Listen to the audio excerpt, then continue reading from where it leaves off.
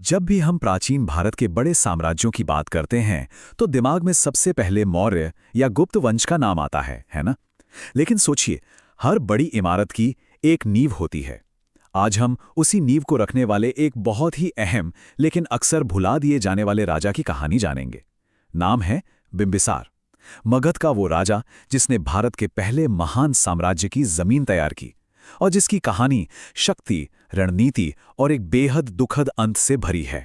जरा इस नंबर पे गौर कीजिए, 15। सिर्फ 15 साल। सोचकर देखिए, 15 साल की उम्र में क्या होता है? स्कूल, शायद कुछ सपने। लेकिन इसी उम्र में बिंबिसार ने मगध का सिंहासन संभाला था। मतलब एक ऐसे समय में जब ज्यादातर लोग अपनी पहचान ही खोज रहे होते हैं। इस नौजवान के कंधों पर एक पूरे राज्य को न सिर्फ संभालने बल्कि उसे एक महाशक्ति बनाने की भारी भरकम जिम्मेदारी आ गई थी। तो चलिए बिंबिसार के इस कमाल के सफर को थोड़ा करीब से देखते हैं। हम जानेंगे कि कैसे एक युवा राजा सत्ता में आया, उसने कैसे शादी और जीत की नीति अपनाई, एक मजबूत प्रशासन बनाया, धर्म का सम्मान किया और फिर कैसे उसका अंत इतना दुखद हुआ, लेकिन उसकी विरासत आज भी जिंदा है। तो कहानी शुरू होती है आज से बहुत पहले, लगभग 443 ईसा पूर्व में। हर्यक वंश के राजा थे भट्टिया और उनके बेटे युवा बिंबिसार मगध की गद्दी पर बैठते हैं।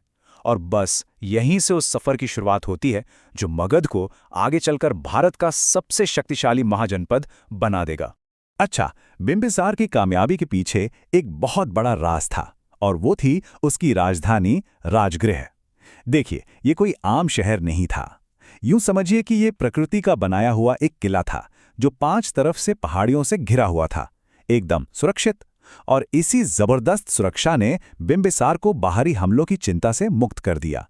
अब वो आराम से अपने साम्राज्य को बढ़ाने की बड़ी बड़ी योजनाएं बना सकता था। भाई, एक मजबूत साम्राज्य के लिए एक सुरक्षित ठिकाना तो चाहिए ही। तो अब सोचिए, एक युवा राजा है जिसके पास एक सुरक्षित राजधानी है। उसका अगला कदम क्या होगा? जाहिर है, विस्तार। और इसके लिए बिंबिसार ने एक बहुत ही स्मार्ट 2 पॉइंट स्ट्रैटेजी अपनाई, शादी और जीत।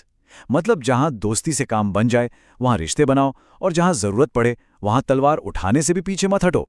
और बिंबिसार की असली प्रतिभा इसी में थी कि वो सिर्फ एक ही रास्ते पर नहीं चला।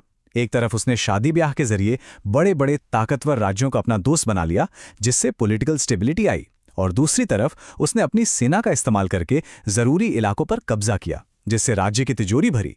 ये कूटनीति और ताकत का एक परफेक्ट बैलेंस था, वाकई। चलिए इन शादियों वाली स्ट्रैटेजी को थोड़ा और समझते हैं। पहली शादी हुई कोसल की राजकुमारी से। इससे हुआ क्या? एक ताकतवर पड़ोसी दोस्त बन गया और दहेज में मिला सोने की चिड़िया जैसा काशी का इलाका।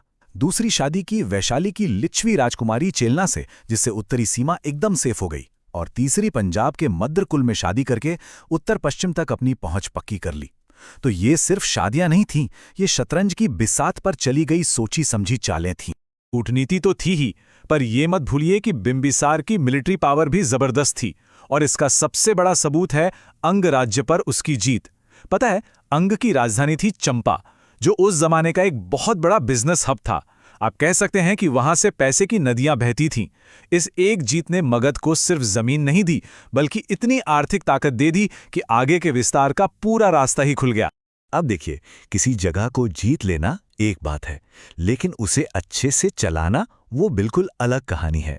तो सवाल ये उठता है कि बिंबिसार ने अपने बढ़ते हुए साम्राज्य को संभालने के लिए आखिर कैसा सिस्टम बनाया था। चलिए इसी पर नजर डालते हैं। बिंबिसार के एडमिनिस्ट्रेशन की नींव कुछ बहुत ही मजबूत पिलर्स पर टिकी थी। उसने सलाह मशवरे के लिए एक काउंसिल ऑफ मिनिस्टर्स बनाई, खुफिया जानकारी के लिए एक जबरदस्त जासूसी सिस्टम खड़ा किया, राज्य चलाने के लिए टैक्स कलेक्शन का एक पक्का सिस्टम बनाया, न्याय और कानून का राज स्थापित किया, और शायद सबसे जरूरी बात, उसने एक परमानेंट आर्मी रखी जो उस जमाने में एक बहुत बड़ी और नई बात थी। ये सब मिलकर एक ऐसी सरकारी मशीनरी बनाते थे जो एकदम घड़ी की तरह चलती थी। लेकिन बिंबिसार का राज सिर्फ लड़ाइयों और राजनीति तक ही सीमित नहीं था। ये वो दौर था जब भारत में एक बहुत बड़ी आध्यात्मिक क्रांति हो रही थी, एक तरह का ज्ञानोदय, और बिंबिसार ठीक इस दौर के सेंटर में खड़े थे। और ये बात वाकई में बहुत असाधारण है। सोचिए, एक तरफ वो गौतम बुद्ध के दोस्त और संरक्षक थे, तो दूसरी तरफ वो महावीर के भी समकालीन थे। जैन ग्रंथों में भी उनका जिक्र बड़े सम्मान से आता है। उन्होंने बौद्ध संघ को वेलुवन विहार जैसा बड़ा मठ दान में दिया, पर साथ ही दूसरे धर्मों का भी पूरा सम्मान किया। ये उनकी धार्मिक सहिष्णुता और उनके कैरेक्टर की गहराई को दिखाता है। तो एक महान साम्राज्य का निर्माता, एक जबरदस्त एडमिनिस्ट्रेटर और एक सहिष्णु राजा। बिंबिसार की कहानी अब तक तो एक जबरदस्त सक्सेस स्टोरी लग रही है ना? लेकिन हर कहानी का एक अंत होता है, और बिंबिसार का अंत बहुत ही दुखद, बहुत ही त्रासद था। और सबसे हैरान करने वाली बात यह है कि उनका पतन किसी बाहरी दुश्मन की वजह से नहीं हुआ।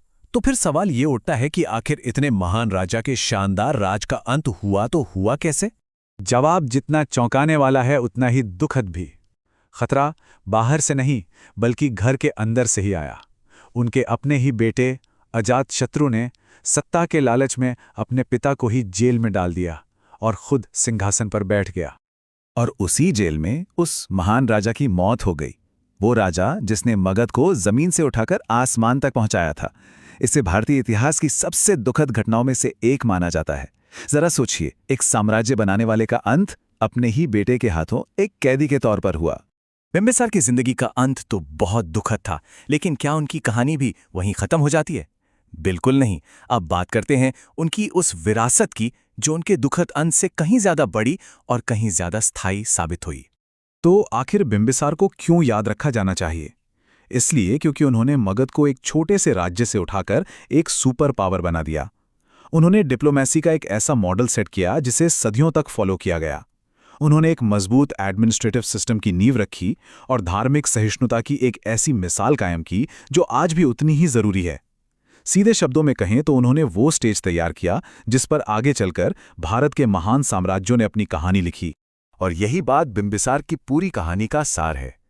उनकी जिंदगी का अंत भले ही बहुत दुखद रहा हो, लेकिन एक राजा के तौर पर उनका काम, उनकी विरासत भारतीय इतिहास में हमेशा जिंदा रहेगी।